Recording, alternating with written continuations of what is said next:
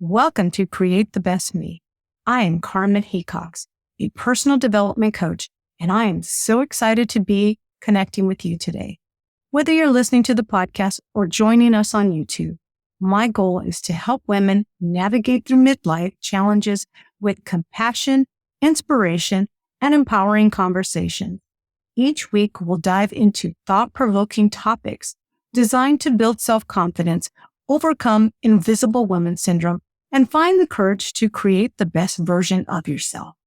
I'll also be joined by expert guests who will share the wisdom and insights. So make yourself comfortable and let's embark on this journey together. Well, hello there, fearless midlife trailblazers. Welcome to Create the Best Me. If you are new here, I'm so glad you made it here. If you're a returning listener, welcome back to the one and only place where we encourage and empower women in midlife to pursue their dreams and live life to the fullest. I am Carmen Hecox, your host and personal development coach. Today's guest is Suzanne Anderson, the founder of The Mysterial Woman, a psychologist, author, coach, leadership consultant, and transformational teacher. Her pioneer work in guiding women to awaken their full feminine and masculine strengths, combined with insights and practices from ancient wisdom, depth, psychology, and modern neuroscience. She has dedicated the past 30 years to decoding and embodying integral and accelerated archetype pathways to unlock the next level of our innate potential. Combining her graduate studies in women developmental psychology together with her decades as a leadership consultant, Suzanne wisely guides women to awaken to the next level of consciousness and leadership capacity, making the change in themselves as they want to shape the world. She facilitates global online program, workshops, and retreats, and is the author of You Make Your Path by Walking. Let's dig into the conversation now. Suzanne Anderson, welcome to Create the Best Me. I am so happy to have you on the show.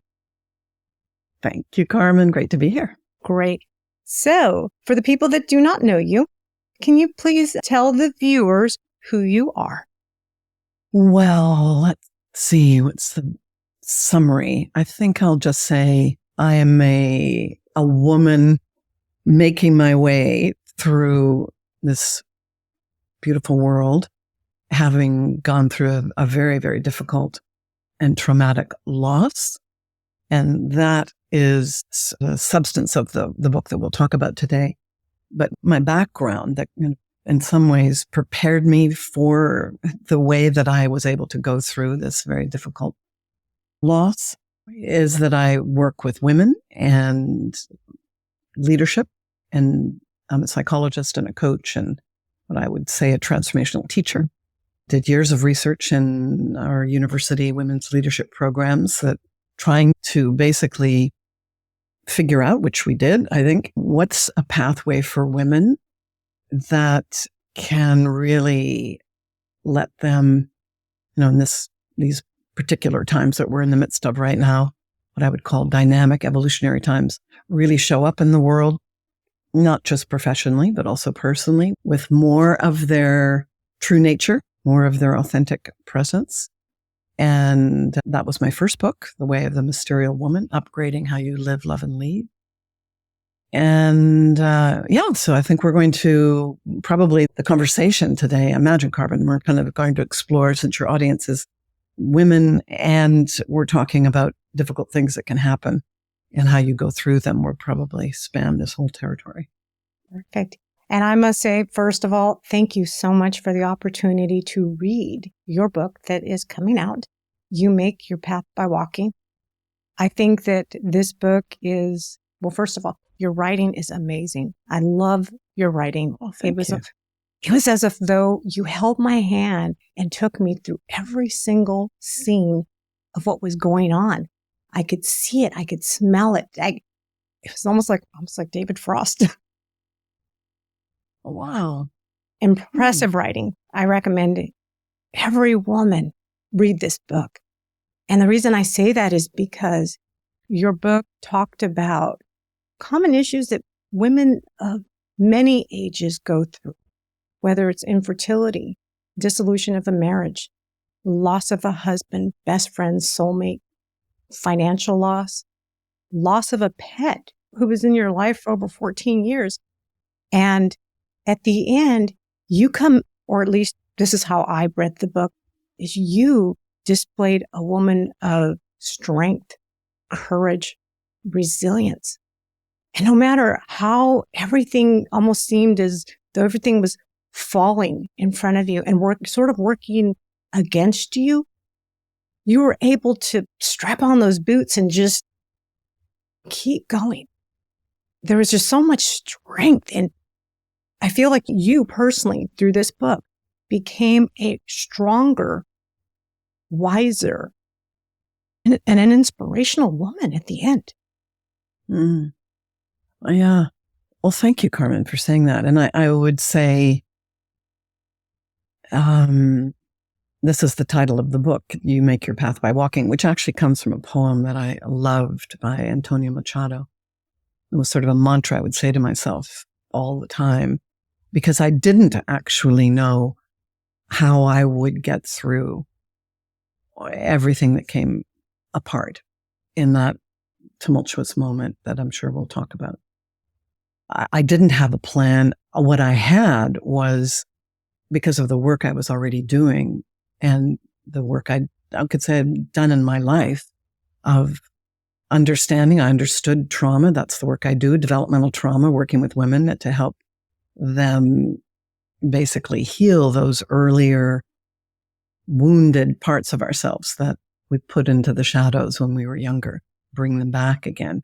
And so I knew something about trauma at some level, but and therefore equipped in some ways to go through something like this. But it was the most difficult thing for sure I've ever been through. And while my strength up to the moment of this event helped me, you're absolutely right that as I made my path by walking, I would say I cultivated a whole other level of resilience and capacity. And that is what I hope my book really, that's basically why I made the effort to get this into a book that could go out, that difficult things do happen to us all in our lives.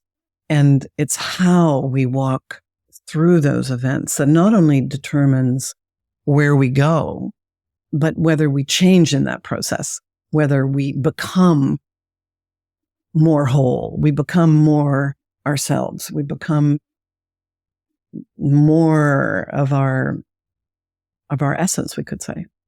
Yeah. I know that you've already have an award-winning book. What inspired you to write this? Yeah.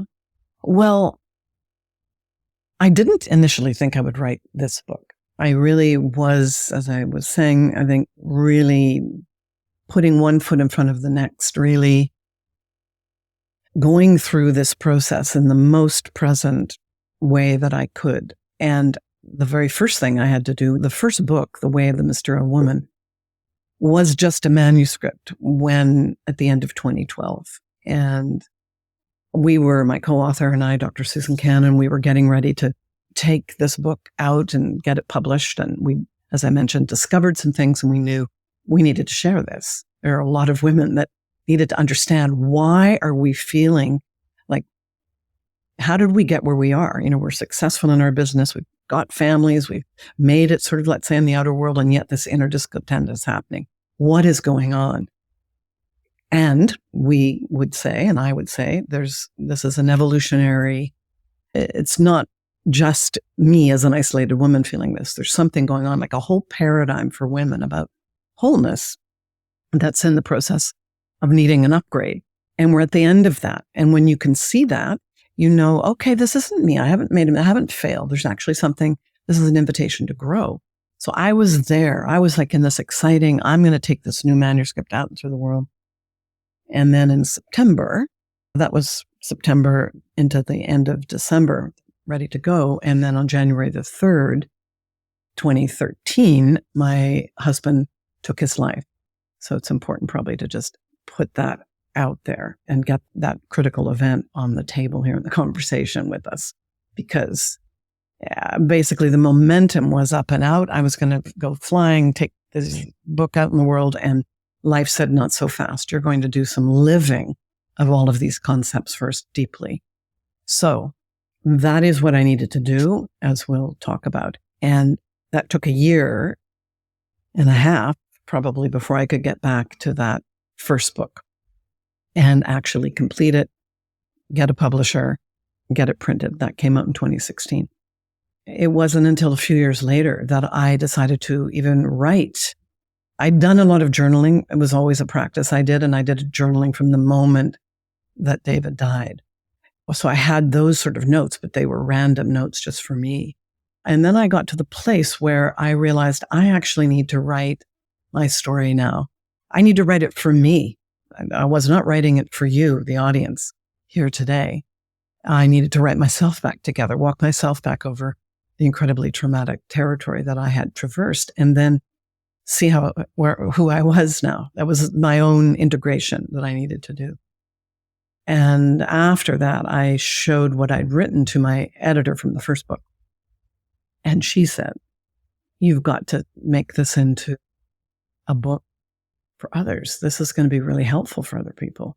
And sort of the book. And then I thought, okay, there was a book that I couldn't find when David died. I had looked for different books. I'm not saying there weren't lots of great books out there on how to walk through difficult loss, but none of them really spoke to me.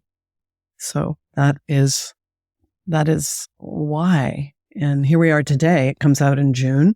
And, I'm sort of in the next phase of this process. That's why I suppose I started the introduction to myself saying, I'm a woman walking through this phase in my life, because I still feel like there's something about this threshold that I'll be crossing here shortly, where the book comes out that will mark a sort of full cycle. So tell me something. You had already written The Mysterial Woman, and you had done all this research and worked with women, and you were ready to put together a program, introduce it to women as a program and as a book. Do you feel that what you went through as a result of losing David taught you a little bit more than what you had already knew and learned and did all the research before? That's a great question. I think what happened was, I suppose I always understood that the research basically led to a pathway for women, these very specific feminine and masculine archetypal activations that happen as a woman. And that's what the first book is about, that we were leading women through. How do you really cultivate all of yourself? And I watched the incredible changes in people. So I knew it was making a difference, and was making a difference in my own life. But what I didn't know was, would it hold up? Would this, what I call a kind of a new inner operating system, hold up in the most difficult situation possible? Because let's just share here, and you'll read more about this in the book when you get it, but I didn't just lose my husband. Of course, when you lose your beloved partner, you lose also the future you had together. So you lose everything that you might have done and that whole pathway. But I also lost my home. I also left the island I lived on. You mentioned some of these things before. I closed my business down. It was like everything in my outer world was gone within 6 months. All the ways my identity had been wired together. And I would say that's an enormous shattering at every single level. Sometimes you go through one element of those, but not all of those things. And what I can now say without hesitation at all is that this inner operating system does hold up in every circumstance. I am a living experience of that, or witness, basically, evidence of that. And so I would say I deepened my understanding of everything I already understood, lived it cellularly. And I can say that I am more, there's more of me available to myself and to the world and to the work that I do in the world than there was before. Now, I would never have said that I didn't have all of me involved, right? But something, that identity shattered for sure at every level. And the phoenix, I could say, of myself that has risen over these hard-earned years has, I would say I'm more available to myself, to life, to being a loving presence in the world. And in the work that I do, I think that makes a difference. Yeah. Yeah. When I was reading your book, it was almost like, you know how they say peeling back an onion to get to the core? Right. And I thought, oh my goodness, Suzanne is a prime example of peeling back all those layers of who you thought you were to becoming the core of who you really are and what you really know. Yeah. Yeah. And I would imagine for your listeners that, and because your audience is midlife women, you're going to be going through losses. That's just life. It's not wrong. There will be, or disruptions, let's say, to the way I expected my life to go. Things will happen. And the opportunity, as I see it, is to use those times, not as the thing we somehow have to get through to get back to somewhere we were before, but actually to use the disruption as a way to grow, because we know, and one of the sort of mottos in my programs is welcome change, welcome discomfort, because actually the discomfort is the direction of the awakening. And it isn't to go back to sometimes, and I would say in my first book, really, we go into this more. There is this experience for a lot of women of like, I want my freedom again. I want my aliveness. I want my creativity. And sometimes that means I want to look backwards. I want to go back to someone I was before, because that's the only thing I've seen. Or it means I got to burn down the barn, leave my marriage, leave my job, leave my community, whatever. And I would say it's actually, that's like the call of your future self, someone who has that freedom. And you can find that freedom in the disruptive circumstances. Like, let them be the opportunity that, because it's shaking things up, you can see patterns you haven't seen before. You can see ways of being that you don't, ways maybe you put parts of yourself into the closet and you want those parts back again. Well, that wasn't wrong. I actually call that, or it is called, the adaptive child. Like, we learned to put parts of ourselves in shadow for good reason, to get love, safety, and belonging. And that wasn't a mistake. But right now, it's like, you need that part of yourself. You want that part of yourself back. And so I would say this is the opportunity through disruption, which could look like loss, trauma, or, as I said, other circumstances in your life. Really use the time to really see who you are, who you want to become, and then take the steps one at a time. You make your path by walking to go in that new direction. Because my experience would say you can actually end up somewhere you couldn't even have imagined when everything fell apart, right? Because you cannot see that future self. You don't have the eyes to see it, actually. You have a limited consciousness. The work I do is about awakening consciousness. Consciousness meaning the way you see the world. So you want to awaken more consciousness, see yourself in ways you haven't before, and you may very well surprise yourself.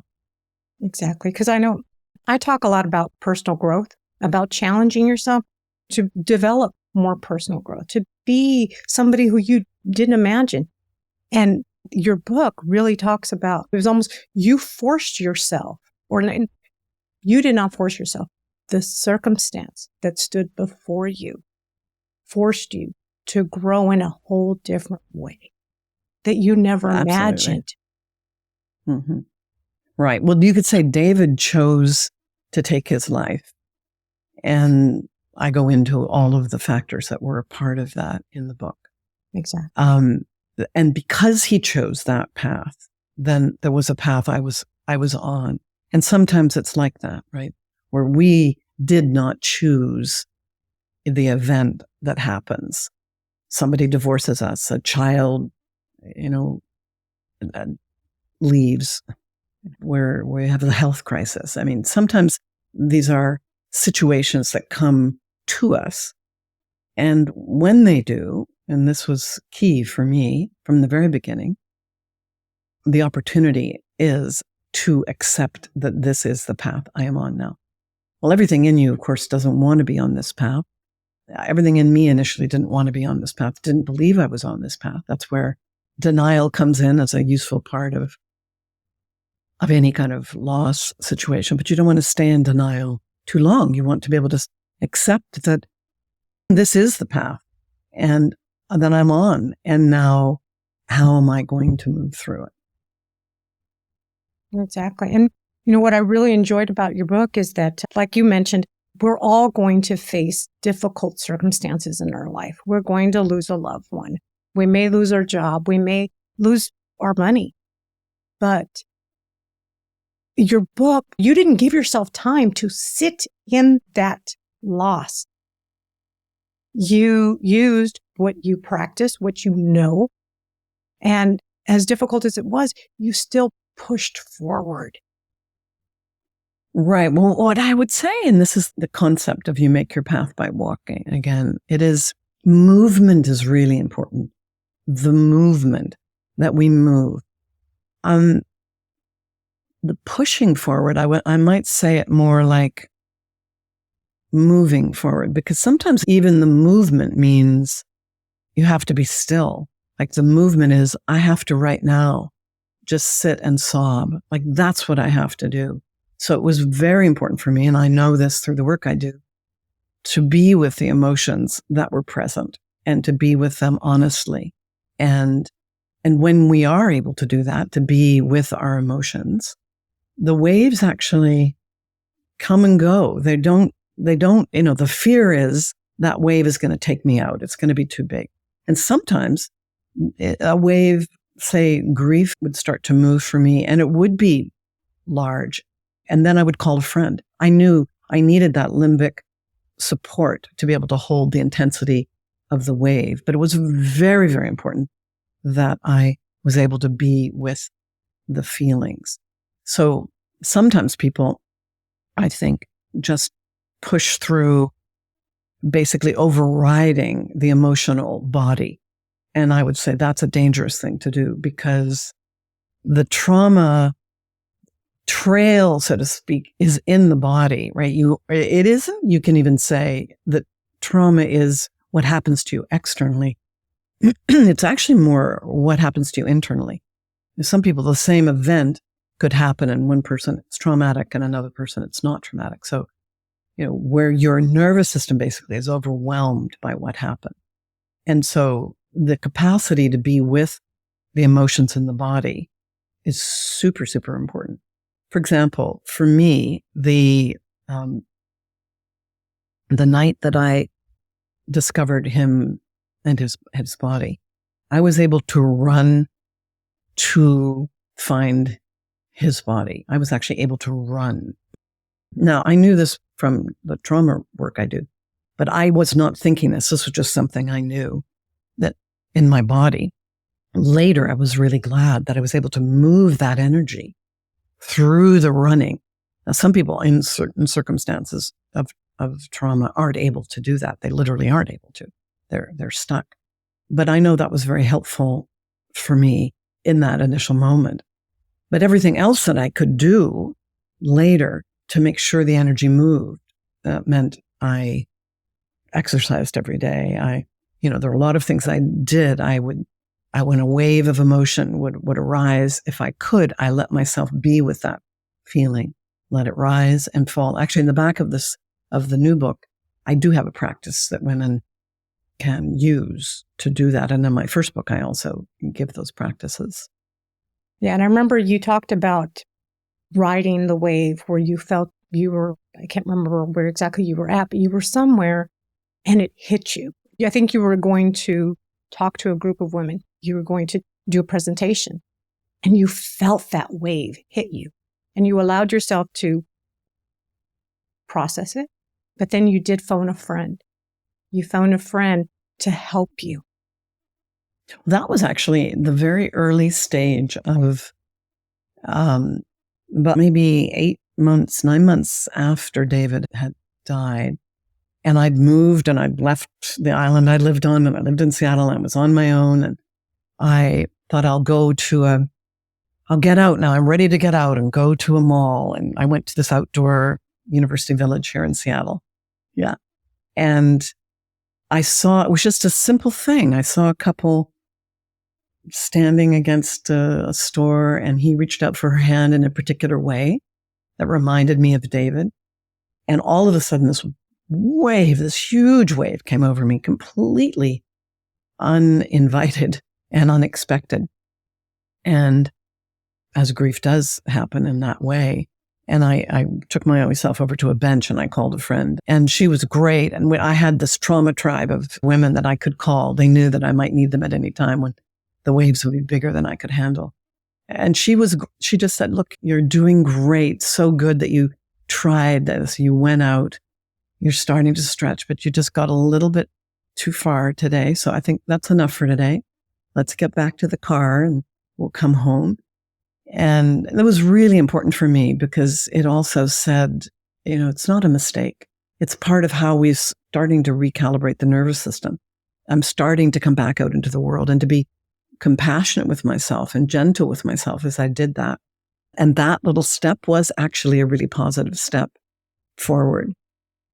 But I want to speak about the other one, Carmen, that you mentioned, about the speaking, because I think that was also really important. It was around the same time because I'd been invited to be a speaker as a keynote speaker here at a big event called Emerging Women. And I was invited after David died. And somehow I thought, oh, that's way out there in August. I'm going to be fine. What do I know about how long it would actually take? So here I am getting ready for the thing. And I realized there is no way I can speak from the expert on women and development and women and leadership, although I know a lot. Like that part of me is not the part of me I wanted to speak from. So I had a whole speech, the whole thing planned, and I just sat there and before I was invited to come up, I just tucked my speech under my chair. I thought, I am going free fall here because I have to be authentically me, and authentically me, the invitation is really different right now. And what I did was I stood on the stage. I started where the light was, and I had slides planned and everything. But anyway, I stood there and I said, over here is the talk I was going to give. And it's the talk about what I know about it, what it is to be women leading right now and these new ways of leading using all of our feminine and masculine essences, etc. And then I walked over to the other side of the stage and I stood in the dark because it was darker. Well, they finally got a light on me eventually over there. But I right at the edge of the stage, and I said, this is the edge I'm going to speak from. This is the naked edge here that I'm on right now as a result of having lost everything that mattered most to me.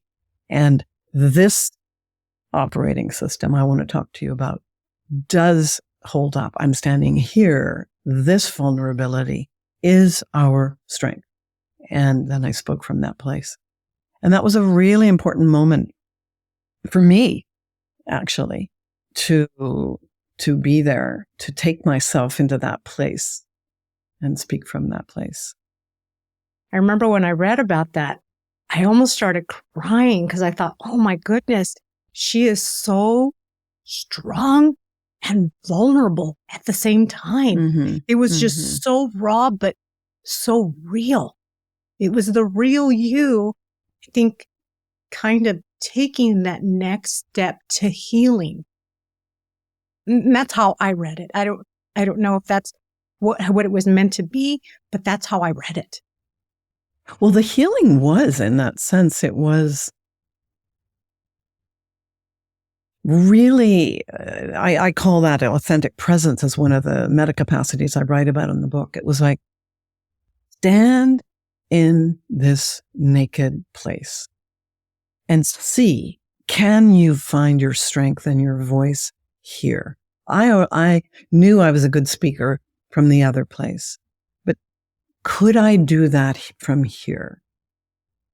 So there was a risk involved. Absolutely, there was a risk involved.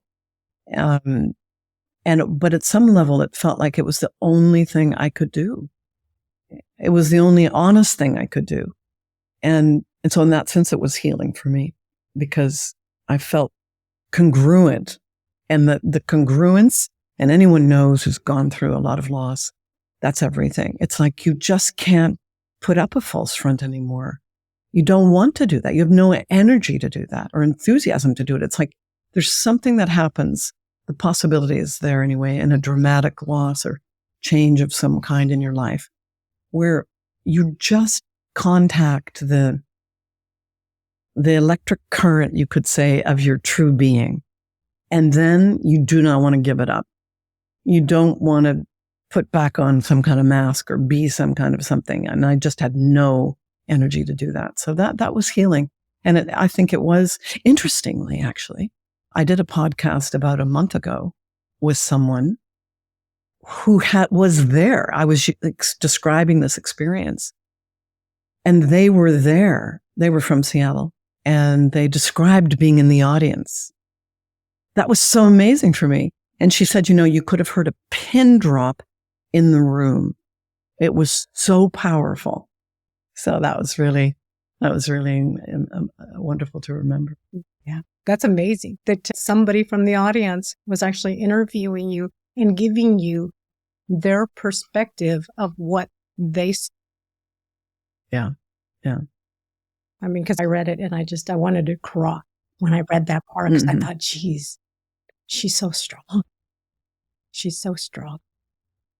I know that you talked about in the book about facing something that you were not familiar with. For example, finance. Finance was something that it was something you weren't as knowledgeable as David was. But it was something that you had to take on. What did that feel like? Right.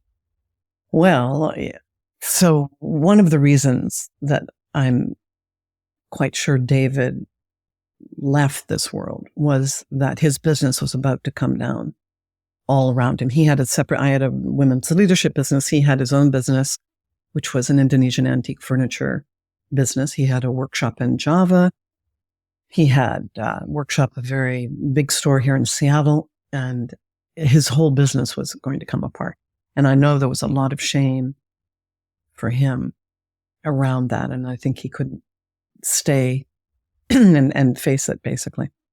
So it came all down around me, and that was what I had to face, which was our finance. And I'd met David 10 years before, and it was my second marriage, and I had sold a home, and I'd put my money into our property, bought extra acres of it. We had a very large estate on an island near Seattle. And so his debt was more than our asset, which was basically the main asset was this enormous property, which was a very substantial asset. So here I was, basically having to go into these business meetings, going to figure out the finances of his business. And I had a very simple business compared to his, and just face the financial world that, I think wasn't my strength. I do feel I was in shadow about that. That was a mistake for me. That was a naivete kind of that, enormous trust and it's all going to be okay. And I would say it's something I've made some enormous steps forward in my life in needing to understand and what is the financial world and how to be in it. But it was very, very hard to do initially because I also was in trauma. So your prefrontal cortex goes offline. for the large part. So it was hard. But I brought in people to help me with it. And yeah, that was really something for me to go through that. The fire of that. And I learned an enormous amount. I used to have these, had some very good friends. I had these boots. They were little, I think I put this in the book actually. And they were like little cowboy boots, but they were cowboy boot shoes. And a friend of mine once said, gave me this phrase, which is basically, don't F with me, fellas. This ain't my first time at the rodeo. And if you know that from Mummy Dearest, from the movie, which I didn't know the movie actually at the time. And so I used to put my don't F with me shoes on when I would go to these business meetings all the time. And it was a little symbol for myself. Like I'd show up with the lawyer and the accountants and I'd sort of like try to get my ground or my strength. Like, you can do this, girl. You got this. You're going to do this. That was my little helpful somatic cue. Yeah. I remember reading about that when you started talking about it. I do remember the boots. Yeah. What I really admired about you too is the community of friends, women that you had. Right. I think that, at least the way I saw it, is they were your anchor. Oh, 100% they were. And I worked with women for years. That's still the work I do. And I had created this incredible circle of women that worked with me, that were my dear connection. And they and my family actually were everything. And I would say to anybody going through an incredible time of loss, like I did, a brutal time of loss, whatever it is, the community is everything, because you are being torn apart by, if there's an outer event, especially that's hit you, then what are the fields? I call them fields, but let's say the communities, the loving communities that you can rest back in, because you don't have that going on inside in the moment. You're disrupted, right? But if you put, for example, a tuning fork in a room and you hit and put three or four other tuning forks around it, and you hit one tuning fork, they will all start to resonate with that note. We actually know this as the neuroscience of our limbic systems. We do this with one another. We resonate. So having those good friends, even one good friend that becomes your buddy, that becomes a person you can call, can hold you, can support you when you're going through something. And in fact, many women I've worked with here who are in my programs, for example, have learned how, when they are leaving a life, so getting divorced and leaving a home and so on, how to bring their women friends in around and help them, how to create the circles of support that allow you to go through something like this with more of yourself involved. Because the way that any kind of traumatic event, it will hit your conscious mind. Yes, you know what's being disrupted consciously, but you are also very disruptive unconsciously. And rituals, for example, can be super, super helpful. Simple rituals. One ritual I helped a woman create was, she was leaving a home that had been a divorce, but she'd been in the home for years. And all her women friends came over with her. They sat in a circle, and she'd written on little pieces of paper these key moments of blessing, basically, things that she'd loved that had happened in this house. And her women friends were her witnesses. And she would read one of those and then take a tiny little glass, like a little sherry glasses. And there was a little pomegranate juice in each. And at the end of each reading of that little blessing of what this house had held, she would take a drink of the pomegranate juice. A symbol really of like, I'm taking this with me. I'm taking all the good things that were a part of my life here with me into my next life. And I did a lot of those, and I go into these in the book, rituals with my community, with my friends. It was very, very healing for me and for others.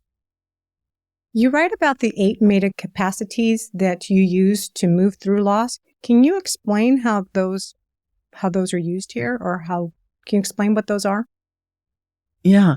Well, there were 8 what we called metacapacities that at the end of women going through our programs, they were starting to show these ways of being.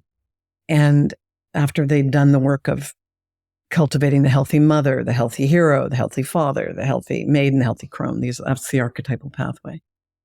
And we were just starting to see them. This was the end of 2012, as I mentioned, where the book was ready to come out. And so we'd identified them. And then all hell broke loose, let's just say. My life went in a completely different direction. When it came time to write the book, I'd done that writing of just putting everything down and for myself. And when it came time then to create it as a book for others, and I pulled up and sort of took a look at what I'd written, I realized that I'd actually been living those capacities that I had just seen. Like it had not occurred to me in all those years. But I could then see it. And I thought, oh my God, that is what I've actually been doing. I've been living these. So for example, the metacapacity, there are 8 of them. And I'll just say a few. Multidimensional knowing, what it is to know at all different levels, to use our rational knowing, our intuition, our ability to tune into other realms of being, our emotional intelligence, our social intelligence, so on. Embracing paradox is another one. How do you hold so much polarity? Well, there are 8 of these, and you can find out more in the book themselves. But you can see how when we'd identified these capacities back in 2012, it was, these are the capacities that are a match for the complexity of these times. We need these in our lives right now. We simply need these ways of being. This is what the world is. And we have to grow in order to become women who actually can express these ways of being. So that's what they are. And I ended up writing a story, or actually some of the memoir stories that describe that capacity, so that women can actually, women and men who read the book can see, oh, that's what that is. I've actually had people in other podcasts I've done who have said it was so helpful to them who had gone through a difficult and traumatic situation, for example, to read and say, oh, that's what I developed. I see now. They may not have seen it in the moment, but being shown a certain map, they could say, I did build that capacity rather than I just got through this situation. I actually grew these capacities. Well, I remember I was telling my husband this about 2 weeks ago. I had a situation that didn't go quite like I planned it, because I'm more of a planner type of person. And I was sitting in it just pretty upset that, what am I going to do with this? This didn't work out the way I wanted it to work. And I was lacing up my shoes, and I thought, well, Suzanne would say, you make your path by walking. You make the best out of what's in front of you. You look at the situation and you turn it into something that does. Right. And I thought, I've been reading this book. This is what I do with it. And then I went downstairs and I told my husband, I says, you remember this situation? Well, here's what I'm going to do with it. And he says, wow, you've been moping around for 2 days about it.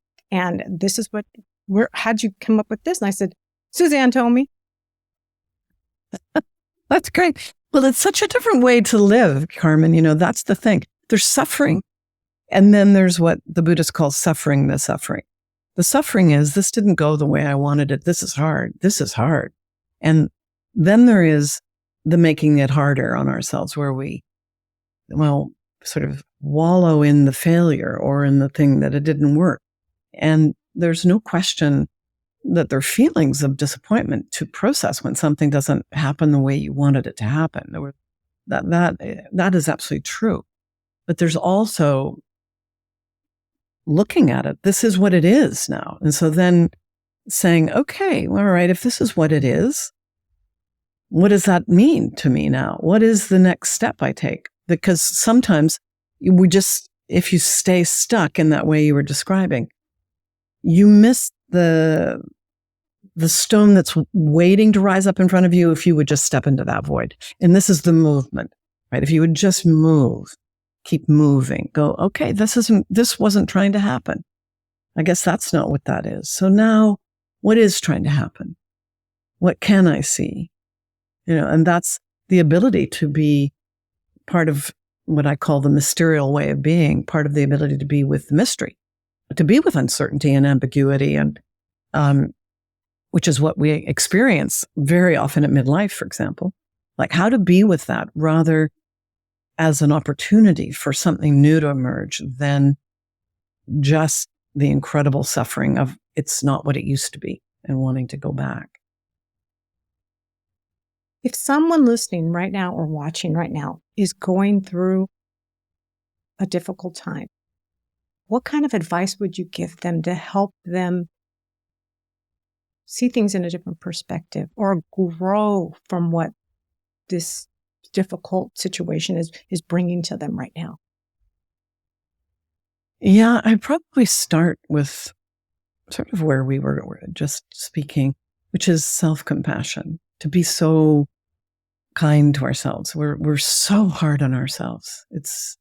I know this personally, and I know this from hundreds of women that I've worked with in the work that I do. We're just so hard at the expectations we have for how we need to be and how perfect we need to be in all the domains. It's like really the capacity to just be kind, to say, I have in the book a simple self-compassion practice, which is really just saying, this is hard right now. Can I acknowledge this is hard right now? I'm suffering. This is a moment of suffering. And can I be gentle with myself?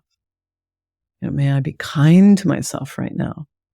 It's actually quite remarkable how that simple somatic practice of self-compassion can change the neuroscience. And one of the issues when we're in a time that's so confusing is that our minds, we get a lot of different messages coming from different parts of us. And if we can settle our systems down, literally settle our nervous system, we get more of our creative problem solving self to come online. We get more of the part of us that knows that I am enough. One of the deep underlying limiting beliefs for women that we found in our research that I go into in the first book, the primary first one is I am not enough. Like that just lives deep down in our DNA. And I would say because we've been inside a masculine model of wholeness for 5,000 years, over 5,000 years actually. And women have felt that sense of I am not enough. But how you move to I am enough, just as I am, is that, that first act is the turn toward the self with kindness. Yeah, that didn't work out, whatever that thing is out there, but you're doing great. You're okay. I'm right here with you and I'm going to help you make the next step. That sort of turn toward the self is a very, very powerful thing to do. So tell me, Suzanne, what are you working on next? Right. Well, I think as this new book comes out, that's the next piece. And what are the work I do is our transformational programs right now for women. But, what will I do when this book comes out? Will it be for women and men? My interest remains to help to midwife what I would call the conscious feminine on earth, in men and in women, in fact. That's where I think we are. And that is what I think we need personally, we need collectively to shift what's happening on the planet right now, to take care of planet Earth, to acknowledge we have a climate crisis and we have to care about that Earth. We have to care about this Earth first, our own Earth, to come into relationships, be able to hold more complexity than we can right now, where everything gets so polarized and there's so much politics that's, I don't think, helpful, or it certainly doesn't bring a planet of peace and love.